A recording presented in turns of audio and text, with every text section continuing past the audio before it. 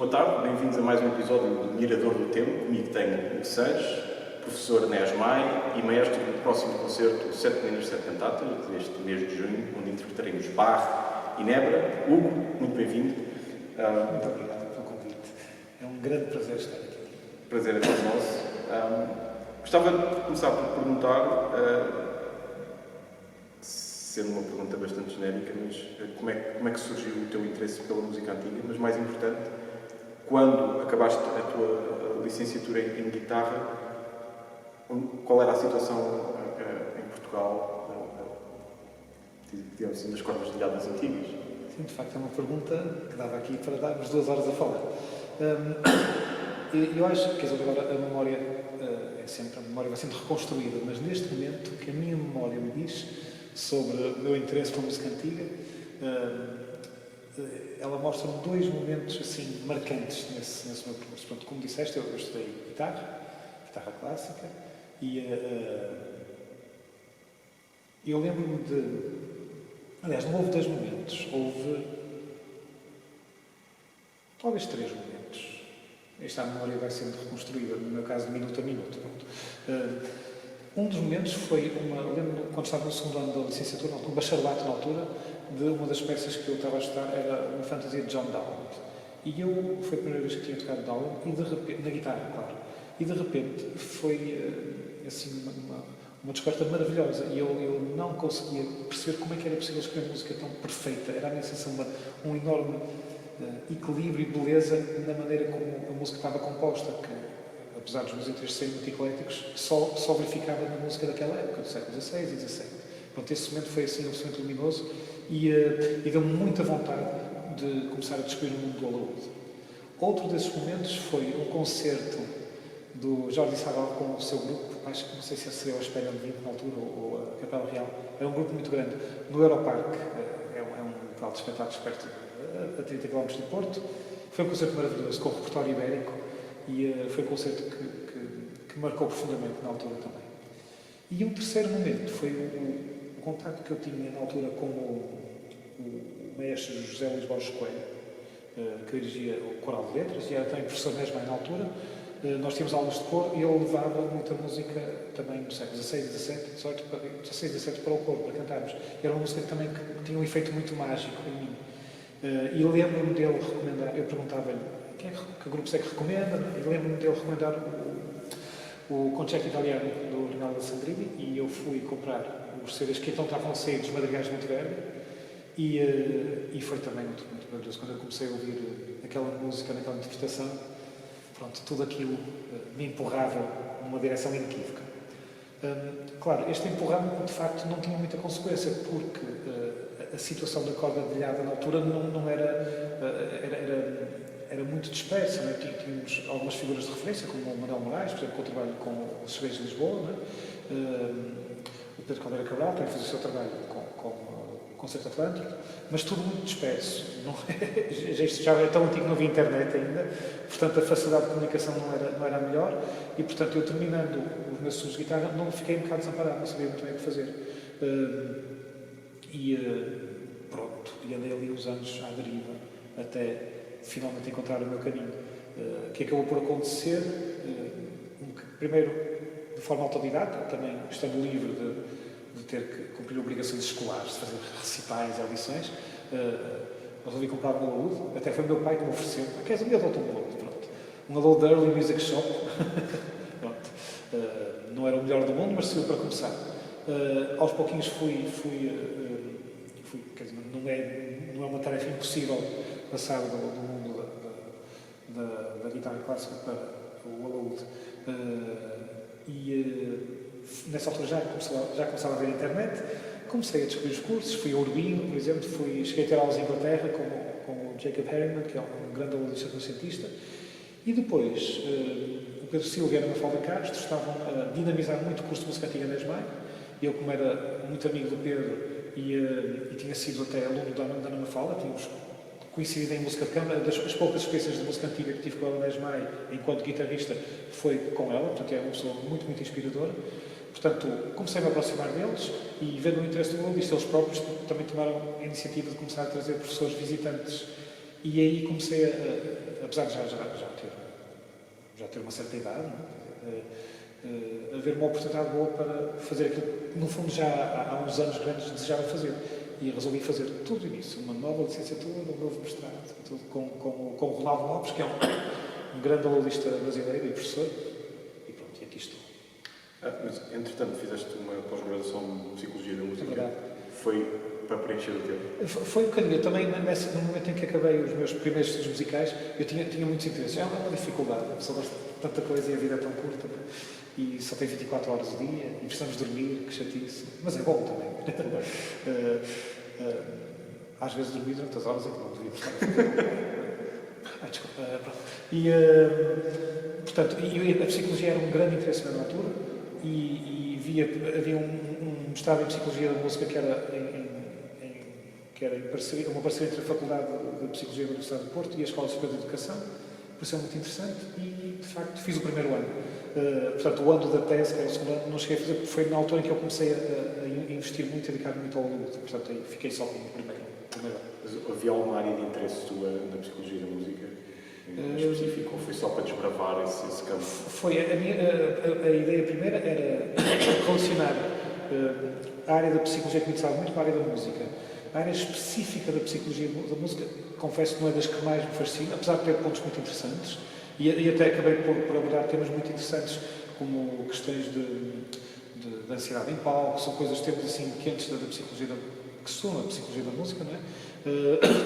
Também foi uma boa escola metodológica. Havia 2 professores visitantes ingleses que eram hiper rigorosos em termos de metodológicos, que depois me serviu mais tarde nas minhas outras andanças no mundo da investigação. Portanto, apesar de não ter sido, digamos, a experiência mais, como é que eu ia dizer? Foi uma boa experiência, apesar de não ser aquilo, claramente não era aquilo que eu queria, não é? ou que me preenchia, mas foi uma excelente experiência, sem dúvida nenhuma. Fazer o curso da UD, já com a idade que me fizeste, portanto, mais já tinhas... Eu entrei em 2006, portanto, tinha 33 anos. Mas não era algo raro na altura. As pessoas, quando iam para a música antiga, já bem eram uma escolha mais tardia. Exatamente, não era nada raro. Aliás, a minha geração, nessa altura, grande parte, o perfil do aluno que ia para um curso superior de música antiga aqui em Portugal, pelo menos, e não só, tenho algumas referências de fora assim também, eram pessoas já com alguma formação, ou até que já com cursos completos que depois decidiam especializar-se. E eu lembro dos meus colegas, tínhamos a Isabel Figueiredo, portanto, que era uma violoncelista galega, uma grande violoncelista que fez o curso na altura, estava na altura o Tiago Simas Freire, apesar de ser bastante mais novo que eu, já tinha um perfil de idade diferente do que é hoje o aluno que entra com 18 anos já para esse curso. Não é? As coisas mudaram bastante nos últimos 15, 20 anos. É curioso, é verdade isso. O doutoramento surge também numa fase em que não era tão comum assim ver doutoramentos feitos por performances em música antiga. Sim. O doutoramento também foi o percurso natural. Portanto, eu de facto fiz a licenciatura, depois fiz logo o mestrado, logo a seguir, que já tinha uma componente de investigação. E trabalhei aí com o Zé Abreu e o Paulo Estudante, que estão na Universidade de Coimbra, e gostei muito de trabalhar com eles, e gostei muito da área de investigação também. E, pronto, o passo seguinte era um doutoramento. E, de facto, nessa altura ainda havia algum divórcio, entre aspas, não intencional, mas se calhar circunstancial, entre o mundo da investigação e o mundo da performance. Quer dizer, não sei se é generalizado, mas, de facto, o que tem acontecido ultimamente é uma maior aproximação, ou seja, perceber se na nossa área que a performance precisa da investigação, a muitos níveis, e acho que sempre que se afasta da investigação, incorre em riscos, sobretudo de interpretação daquilo que estamos a fazer. Vamos falar isso. E o contrário também, quer dizer, uma musicologia sem a concretização daquilo que anda a estudar, portanto, é muito pobre, é muito vazia, é muito árido. Não diria um exercício estéril, mas é próximo disso, porque a música é um fenómeno, quer dizer, a música prática, pelo menos, é um fenómeno material no sentido que é algo que acontece. Não é? E a partitura é uma representação, é a ponta do iceberg do que seria o fenómeno musical nos séculos passados, não é? e incompleto, porque muita música nem sequer era escrita. Portanto, as duas áreas complementam-se e precisam muito uma da outra. Até porque a música antiga, quer dizer, os músicos de música antiga são, se calhar, profissionais ao binómio por forma de investigador. Em teoria deveriam ser. Sim, pelo menos, quer dizer, pode não ser a balança pode não ter o mesmo peso nos componentes, mas acho que alguma das duas tem que ter. E vice-versa, mas o musical tem que saber alguma coisa ou de tocar ou de cantar, pode não ser muito bom, mas ter algumas emoções que é para... Porque lidando com fundos musicais antigas, elas implicam uma transcrição física do que está ali a acontecer e esse processo requer de quem está a estar, requer esse conhecimento. Portanto, esta notinha vai ser cantada assim no assado ou destas maneiras. Portanto, e ter a experiência de como isso se faz, acho que é fundamental. Tu, enquanto professor de Esmeia, tu notas que o perfil de alunos hoje em dia há essa preocupação de... Ora bem, voltando ao que estávamos a dizer atrás, o perfil do aluno é muito diferente. Portanto, o aluno que agora chega a um curso superior de música antiga é de uma pessoa que acabou o secundário, né, 18 anos. É o normal. Né? E, de facto, a grande maioria, com algumas honrosas exceções, não tem essa preocupação. Muitas vezes nem sabe muito bem ao que vai. Enquanto antes a pessoa que ia para a música antiga já sabia o que queria, já tinha referências, já ia para ali com muita convicção, agora, pronto, muitas vezes estudaram cravo, ou flauta, ou no secundário, depois caem assim. Não são todos assim, atenção. Mas existe também casos de pessoas que chegam sem a consciência de que a parte da imersão no universo filológico, literário e tratadístico dos séculos XVI, XVII e XVIII é fundamental para quem vai tocar. A gente depois tenta incutir essa consciência. Como é que foi, de repente, indagar nos manuscritos do Mosteiro de Santa Cruz de Coimbra? Uma aventura sem fim? É uma aventura sem fim, sim, sem fim, sem dúvida. Começou de uma maneira muito engraçada, porque eu queria fazer doutoramento com o Zé Abreu Calpau, porque eu queria muito trabalhar com eles, e queria muito trabalhar a música portuguesa. Isto também tem uma história. Eu tive um concerto com os Sete Lágrimas em Sablé, em França, num ciclo dedicado à música portuguesa, e havia uma conferência no Rui Vieira Neves. E eu fui assistir à conferência e fiquei muito inspirado com a conferência, porque foi uma conferência sobre música portuguesa do século XVI a século XVIII. Fiquei muito, muito inspirado. E depois ali resolvi eu tenho que estudar este repertório, isto é maravilhoso. Aliás, ele até passou uma gravação nos Segredos de Lisboa, não me lembro que obra que era, mas fiquei muito inspirado. E então, claro, depois terminando o mestrado, fui ter com o Zé e com o Paulo a Coimbra, já estávamos a falar sobre eu estudar alguma coisa portuguesa, e então, na altura ainda tínhamos acesso ao depósito dos manuscritos, agora as coisas estão mais complicadas, e estavam lá os cartapacios, os seiscentistas todos assim lá, direitinhos numa mesa, que estavam fotografá-los, assim, e eu comecei a olhar para eles, assim, e eles disseram, isto é um excelente repertório, ainda está pouco estudado, quando queres estudar música portuguesa, é aqui. E eu comecei a ver os manuscritos e escolhi aquele que me parecia mais fácil de estudar. Porque alguns tinham um aspecto terrivelmente difícil, a escrita, a organização, e assim, este parece mesmo fácil. pronto, depois já um bocadinho, mas aquele que me parecia mais ao alcance das minhas potencialidades, zero em musicologia, portanto, vou começar por aqui. E escolhi um manuscrito que acabou por não se revelar nada fácil de estudar, mas, ou seja, muito desafiante, mas mesmo assim, comparado com outros, acessível. Pronto, e foi assim, escolhi um manuscrito e durante 4 anos e meio da minha vida, a minha vida gravitou em torno daquele manuscrito. Não querendo sumarizar aquilo que é uma investigação de doutoramento, até porque não dá, mas o que é que mais surpreendeu na descoberta do manuscrito ou toda a música que de repente se abriu a partir daí? Essa é uma pergunta. Ninguém fez essa pergunta e acho que é uma pergunta fantástica. Porque acho que há muitas coisas que surpreendem. Há coisas que surpreendem na própria fonte, não é? Na descoberta da fonte. E há coisas que nos surpreendem nós próprios, no percurso que nós temos, porque embarcar numa aventura desse género, temos alguma ideia do que vamos fazer. Música vernacular, ibérica, do século XVII, pronto. Alguma ideia é o campo. Não é? Agora, onde a gente, depois onde acaba esse percurso, não sabemos mesmo. E então, isso surpreendeu-me a mim quer dizer, agora olhando em retrospectiva, o grau de imersão que eu dei por mim a ter em torno daquilo, quer dizer, eu durante, sobretudo, eu diria, os 2 anos e meio finais do doutoramento, eu acho que estava 4 horas, 5 horas por dia a trabalhar naquilo. Claro, não é 4 horas intensivamente, mas é 4 horas em que estou no computador, estou no manuscrito, estou a pensar, estou sentado a fazer uma tabela, a escrever, simplesmente a analisar a música, portanto, no fundo é quase um trabalho em part-time, ou full-time. Portanto, isso surpreendeu muito quando eu pensava, eu de facto, eu acordava às 8 da manhã, tomava um bocado de música, depois estava até às 10 naquilo, depois à meia da tarde pagava outras 2 horas, depois à noite outra vez, pronto, depois ia de férias, os meus filhos iam para a piscina e eu estava lá, e foi pronto, isso surpreendeu. E surpreendeu-me aquilo o mundo que aquilo abriu. Portanto, ao pegar no papel com uma série de notas, não é? Tem imensas dimensões sobre das quais se pode abordar. A própria notação musical, que é um mundo absolutamente fascinante, não é? A maneira como se escrevia o ritmo e as melodias, não é? Que é, pronto, não sei se quem está a ouvir está a ver isto, mas vou pressupor que são pessoas familiarizadas com a notação moderna, mas não com o sistema antigo, mas é um sistema de uma plasticidade muito grande. As notas, as figuras rítmicas podem valer valores diferentes consoante o contexto, ou seja, uma semibreve pode valer 2 mínimas ou 3 mínimas. Claro que quem celebra a música sabe isto, mas para uma pessoa que não...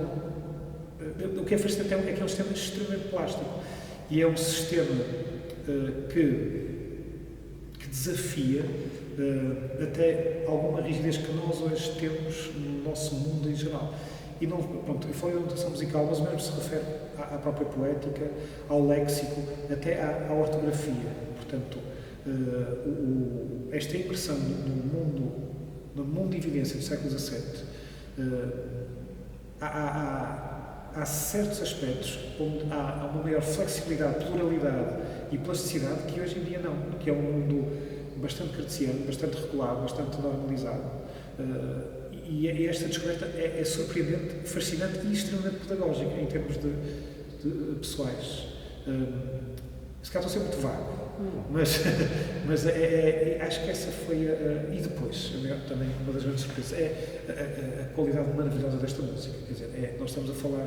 Claro, eu sou muito suspeito, porque tive metido isto muitos anos, mas o facto de ter, de facto, a componente interpretativa e de ter um projeto laboratorial para interpretar a música paralela ao projeto de investigação, revelou a descoberta de uma música extraordinária, uma música que faz ombreia com qualquer música produzida na Europa na altura. Nem toda a música dos manuscritos é espetacular. Qualquer livro que a gente, tirando alguns barres e tal, não é? Que é tudo espetacular. Não. Há momentos mais inspirados, outros menos inspirados, mas é uma música de uma enorme requinte de composição, de uma enorme eficácia na finalidade, que era, estamos a falar numa época em que a finalidade é o emocionar, o manipular ou despoltar as emoções das pessoas e depois muito engenhosamente esculpida e talhada.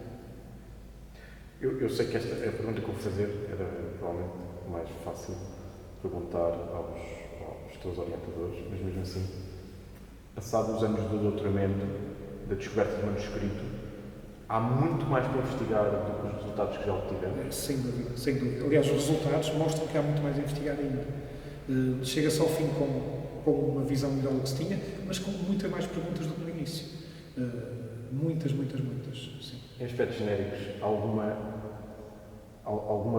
área ou perguntas genéricas que estejam na cabeça e que sintas que...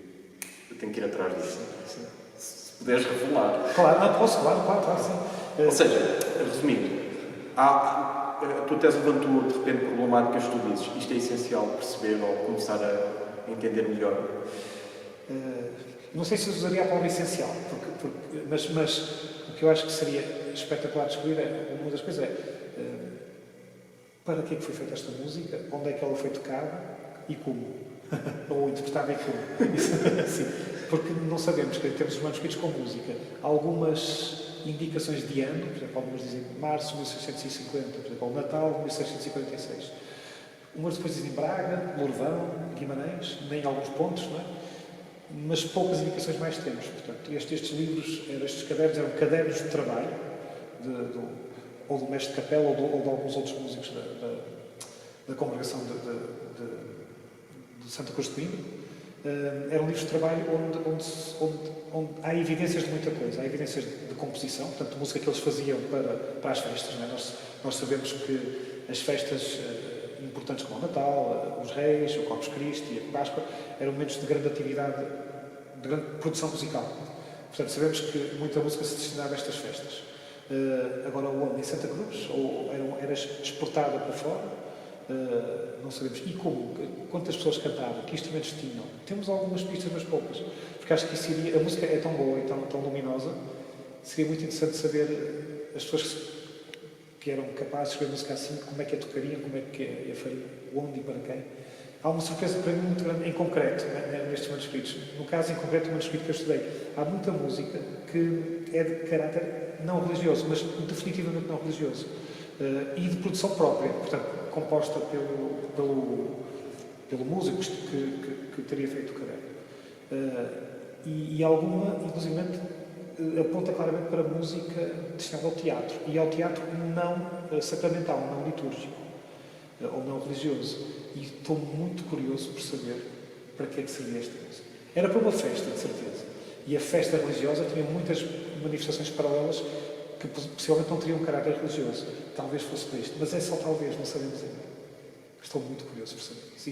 Mas isto é uma questão pessoal. É o que eu digo, não sei se é essencial, mas para mim eu até sonho com isso às vezes. Falando, é impossível não falarmos do Bando Sorninho. Como é que surgiu? Portanto, o Bando Sorninho surge precisamente como o projeto laboratorial que acompanhou este processo. Eu tive muita sorte, tive muita sorte, com as pessoas que conheço, com as circunstâncias que me rodeavam na altura em que decidi fazer isto. E quando comecei a estudar este manuscrito, o Pedro Silva, na altura, eu estava já a dar aulas na ESMAI, o Pedro Silva desafiou-me para fazer alguma da música no contexto do nosso consorte renascentista, seiscentista, passou a ser seiscentista a partir desse momento. E fizemos algumas obras num contexto escolar, não é? com alunos, com um grande maralhado de alunos. E como nós, na altura, não tínhamos um quórum muito grande de cantores no curso de música antiga, sobretudo cantoras, na altura tínhamos poucas. E eu fui recrutar, entre aspas, pessoas do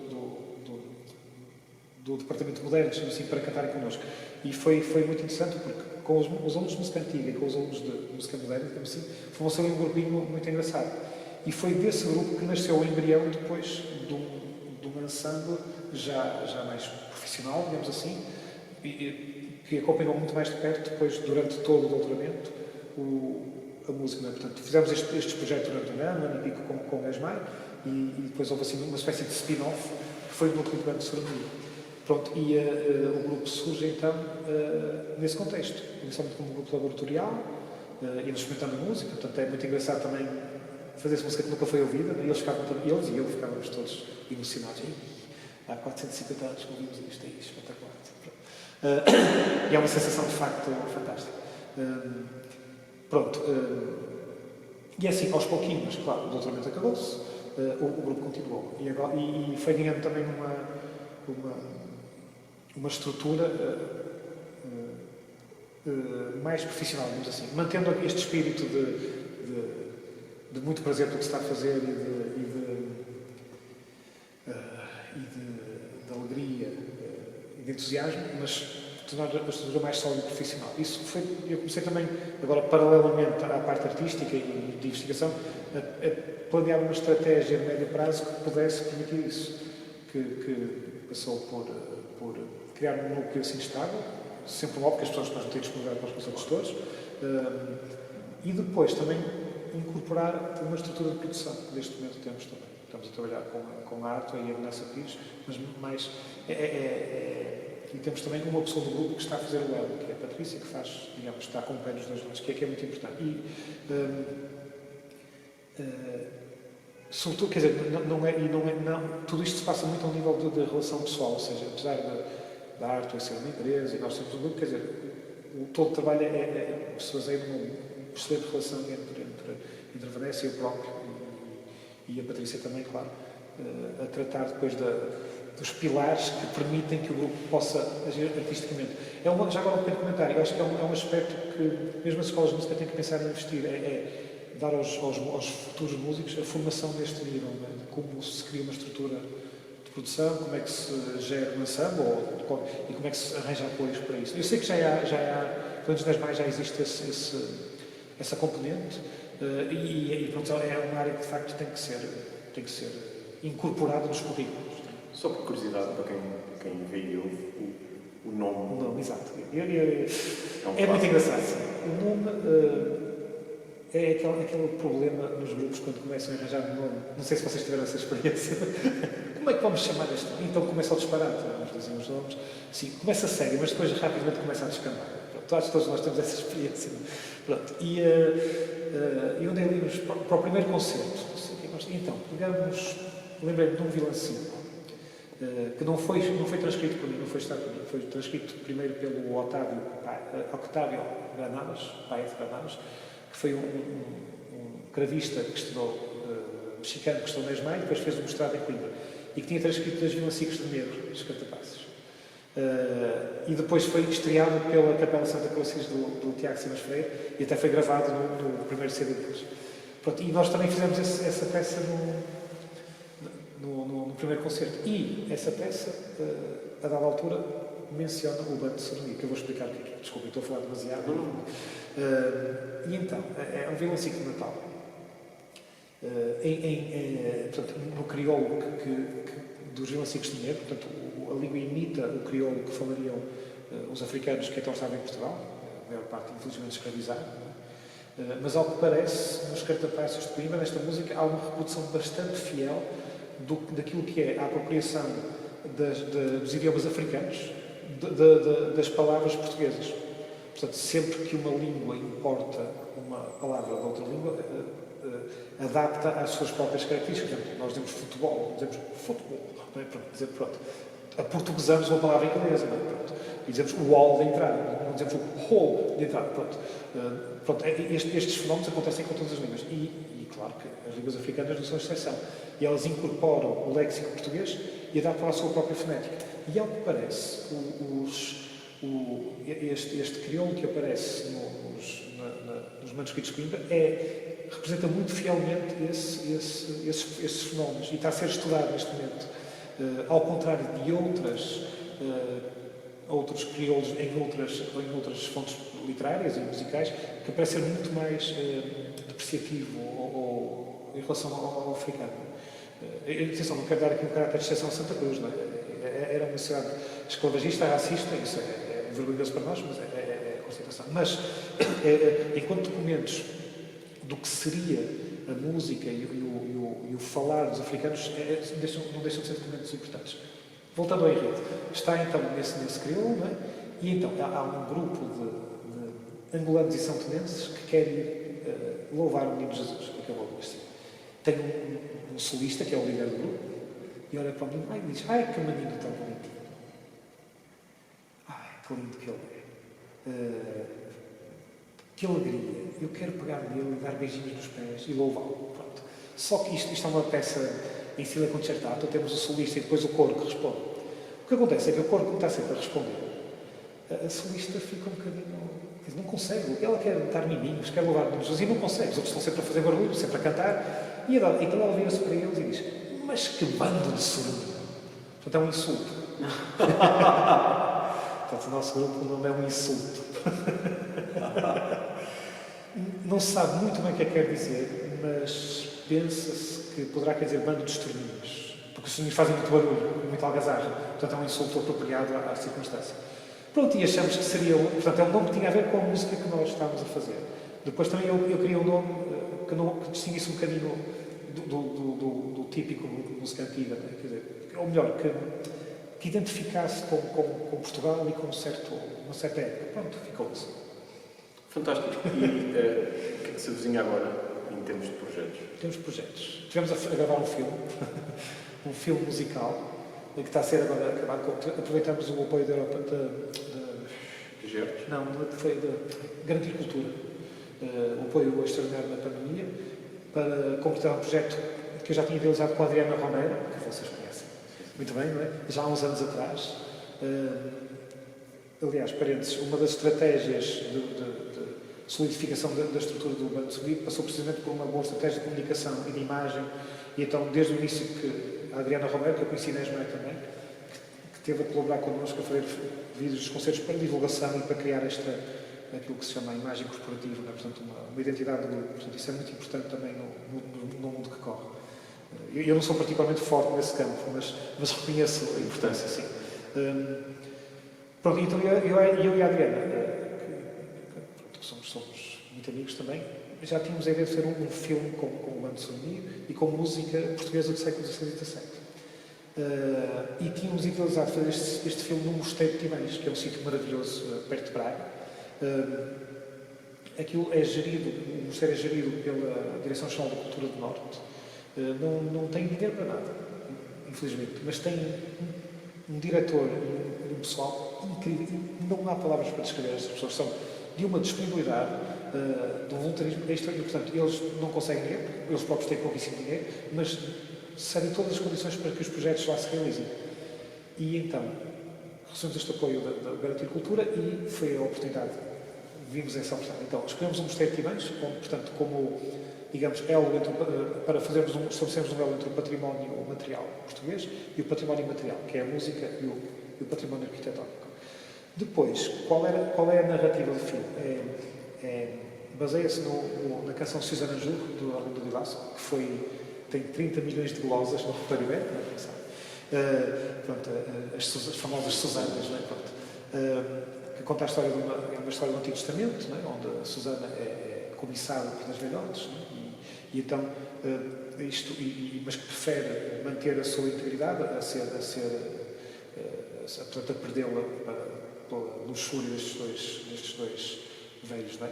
Portanto, é um exemplo transpondo para a modernidade, um exemplo de que ainda hoje, quer dizer, as mulheres ainda são muito vítimas de todo o tipo de assédio, seja sexual, seja de trabalho, seja de diferença de género, e ainda hoje, há pouco tempo, quer dizer, sabe-se, não é? Que as mulheres ganham menos que os homens, quer dizer, é uma coisa que não faz sentido nenhum, nos tempos que correm, não devia fazer. Pronto, ou seja, pegar na condição da mulher e digamos, modernizar esta história da soberania. Convidamos o Pedro Braga Falcão para fazer um texto espetacular. Isso foi feito em residência entre o Pedro Braga Falcão, a Catarina Costa e Silva, que também faz parte da direção do projeto, a Adriana e eu próprio, e o Pedro fez uma narrativa espetacular.